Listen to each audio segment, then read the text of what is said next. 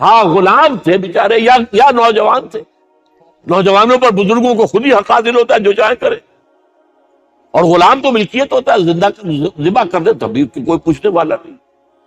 تو جو بیت رہی تھی بلال پر, ابو فقیہ پر, زنیرہ پر, جو ان پر بیت رہی تھی, جو خباب پر بیت رہی تھی, جس طرح ہلاک کیا گیا ہے حضرت سمیہ کو, حضرت یاسر کو, یہ ساری تکلیفیں انہیں بھی تھی. لیکن کیا اس کا یہ بالواسطہ ایذا محمد کے لیے نہیں تھا صلی اللہ علیہ وسلم؟ آپ کے ساتھی آپ کی جانثار, لیکن آپ ان سے بھی کیا کہیں, فصبروا فصبروا فصبروا. جب ابو جہل بدترین ٹارچر کر رہا تھا حضرت سمیہ اور حضرت یاسر کو رضی اللہ تعالی عنہما, آپ کے علم میں ہے کیسے کیسے ٹارچر کیے. جوان بیٹے کو باندھ دیا ایک ستون کے ساتھ, اس کی نگاہوں کے سامنے برہنہ کیا ہے ماں کو.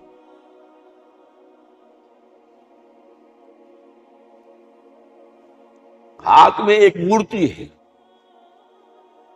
جب تنگ آ گیا, ستا کر تنگ کر کے مار مار کے حضرت سمیہ ٹس سے مس نہیں ہو رہی.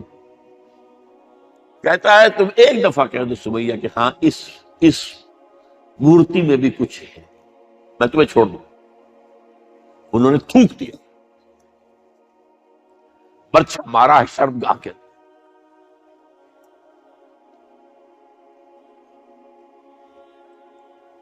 کتنی تکلیف پہنچی ہوگی. لیکن آپ گزر رہے, اسمعوا یا آل یاسر فإن موعدکم الجنہ. اے یاسر کے گھر والوں صبر کرو, تمہارے استقبال کی تیاریاں ہو رہی ہیں جنت. یہ سیرت کوئی بناتا سناتا ہے, یہ صرف یاسر کے ساتھ کیا کیا ہے, 4 اونٹ نر شان, اور ان کے ساتھ رسے باندھ کر ایک رسے سے ان کا ایک بازو باندھا, ایک سے دوسرا بازو, ایک سے ایک ٹانگ, دوسرے سے دوسری ٹانگ. انہیں دوڑایا ہے کہ پرکھتے ہو جیسے. یہ دین ایسے ہی قائم نہیں ہوا. عدل و انصاف کا نظام ٹھنڈے ٹھنڈے قائم نہیں ہوتا, گھر میں آرام سے بیٹھے ہوئے قائم نہیں ہوتا. اور سنیے, 3 برس خیمے بنی ہاشم کے تو قید ہے, 3 برس. اور یہاں کی قید پر قیاس نہ کریں. یہاں تو جیل میں کھانے کو ملتا ہے, راشن ملتا ہے, جیسا بھی ملتا تو ہے نا. اور لیڈروں کے لیے تو کلاس 1 لاکھ بھی کلاس ہے. ان کا تو لیڈر تو لوگ جب آتے ہیں جیل کاٹ کر معلوم ہوتا ہے کہ شاید کسی صحت افزا مقام سے تشریف لا رہے. وہاں کیا تھا, ٹوٹلی بائی پاٹ, ایک گھاٹی, ادھر پہاڑ ادھر پہاڑ, دونوں طرف جو ہے پہرے, کوئی کھانے پینے کی چیز اندر نہیں جائے گی. اور پورا خاندان بنی ہاشم, وہ بھی کہ جو ایمان نہیں لائے, وہ قبائلی زندگی تھی نا. بنو ہاشم چونکہ حضور کو پشت پناہی چھوڑنے کو تیار نہیں ہوئے, ابو طالب نے آخری وقت تک بھی ساتھ نہیں چھوڑا. ہاں آخری وقت کے قریب ایک بات ہو گئی تھی. ایک مرتبہ تو ہوا کہ وفد آیا ہے قریش کا کہ اپنے بھتیجے کو روک لو, وہ ہمارے معبودوں کی توہین کرتا ہے. ابو طالب نے بلایا اور آپ سے کہا کہ یہ کچھ اپنے رویے کو بدلے. آپ نے فرمایا چچا جان, اب تو چاہیے میرے ایک ہاتھ پر سورج اور دوسرے پر چاند رکھ دے, میں اپنے اس مشن کو چھوڑ نہیں سکتا. یہ ہے استقامت. اور ابو طالب کے عین انتقال کے وقت جو معاملہ ہوا, جب وفد آیا ہے کہ ٹھیک ہے اب ہمارا جو ہے صبر کا پیمانہ لبریز ہو گیا ہے, اب ٹھیک ہے آ جاؤ میدان میں, تم بھی ساتھ چھوڑنے کو تیار نہیں. ابو طالب نے بلایا اس کو, بھتیجے مجھ پر اتنا بوجھ نہ ڈالو جو میں برداشت نہ کر سکوں.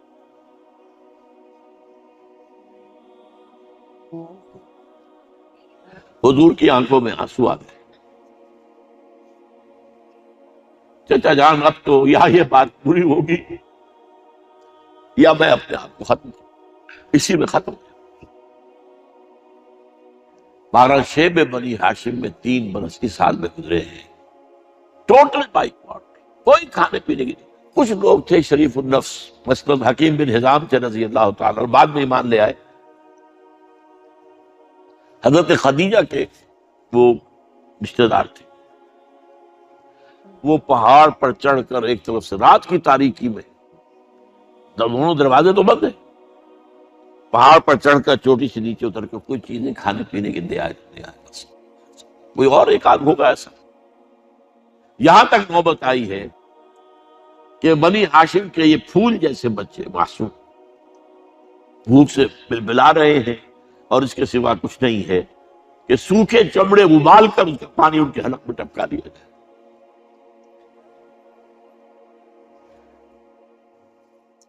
اور جو ہوا وادی طائف میں، جب مکے والوں نے فیصلہ کر لیا کہ آپ قتل کر دو، ابو طالب بھی فوت ہو چکے ہیں، اب کوئی اندیشہ نہیں، کوئی خانہ جنگی شروع نہیں ہوگی، کوئی انٹرا ٹرائبل وار نہیں ہوگی، تو آپ طائف گئے ہیں۔ شاید وہاں کے 3 سردار تھے بڑے، اور یہ طائف اصل میں قریشی کا سمجھیے کہ یہ ان کا گرمیوں کا یہ صحت افزا مقام تھا۔ یہ تمام جو سردار تھے مکے کے، ان کی جائیدادیں وہاں تھی، باغات تھے، اور وہاں کے بھی 3 سردار تھے، تو شاید ان میں سے کسی کو اللہ توفیق دے دے۔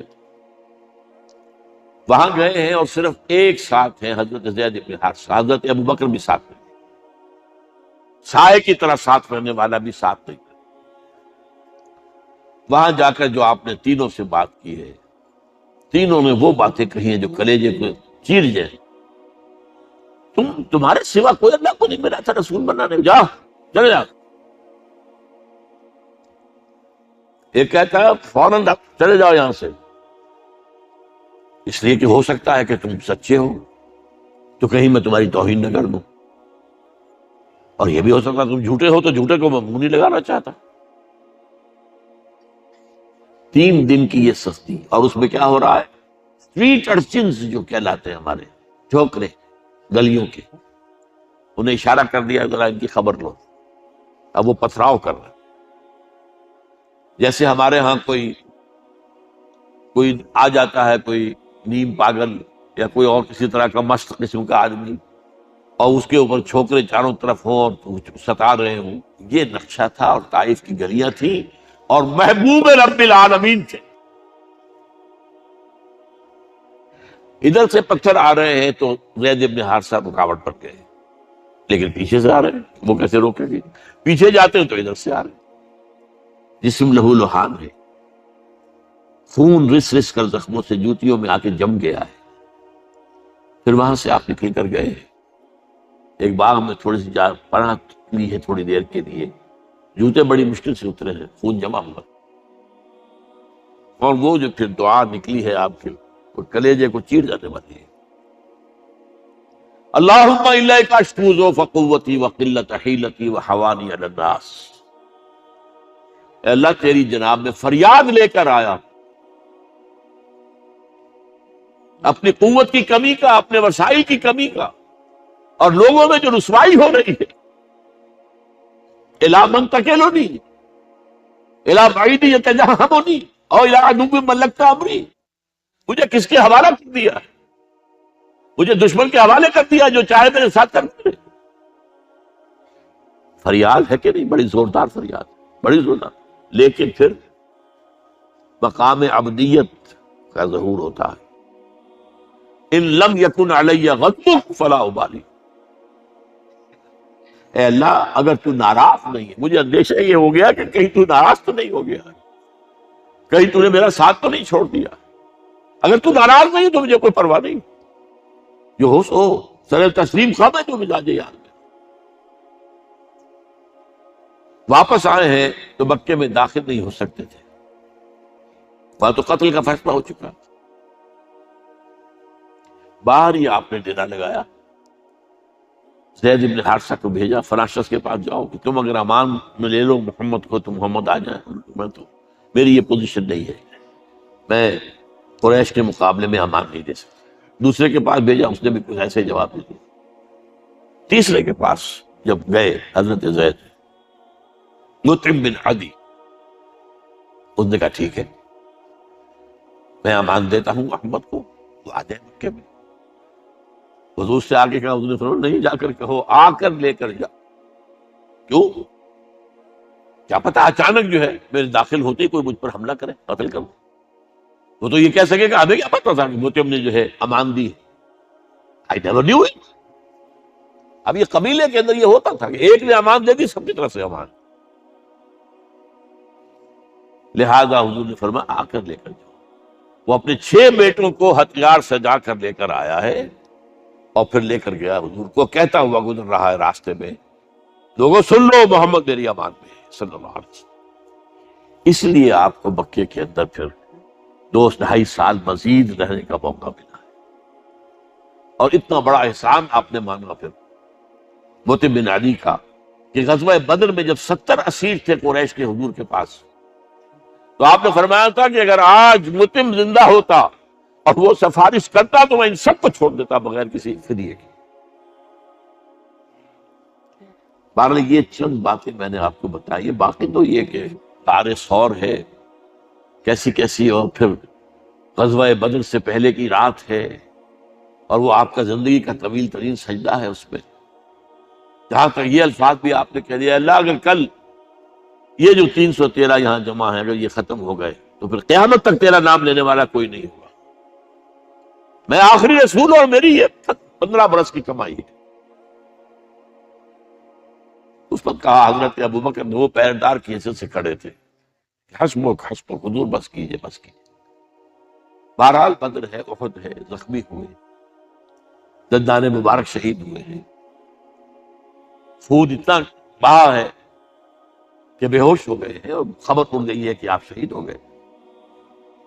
یہ سب کچھ، اور سب سے بڑھ کر حمزہ کی لاش سامنے آئی۔ کیسی لاش؟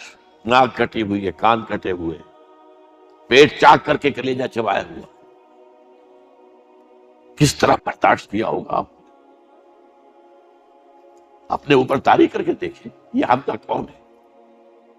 چچا ہے، دودھ شریک بھائی ہے، خالہ کا بھائی ہے، ساتھ کا کھیلا ہوا ہمجولی ہے، اور اس کی لاش ہے۔ جو قلب اطہر پر بیت رہی تھی وہ مدینے میں آ کر ایک بڑا ماحول بدلا ہوا تھا، تب وہ بات سامنے آ گئی۔ جب آپ مدینے واپس تشریف لائے ہیں تو ظاہر بات ہے کہ زیادہ انصار کے لوگ تھے جو شہید ہوئے تھے۔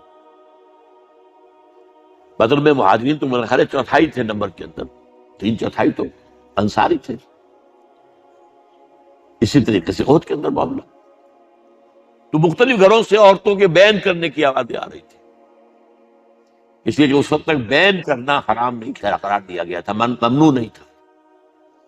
آوازیں سن کر حضور کی زبان مبارک سے نکل گیا، اما حمزہ تو فلا بواکی لہو، ہائے حمزہ کے لیے تو کوئی رونے والی بھی نہیں ہے۔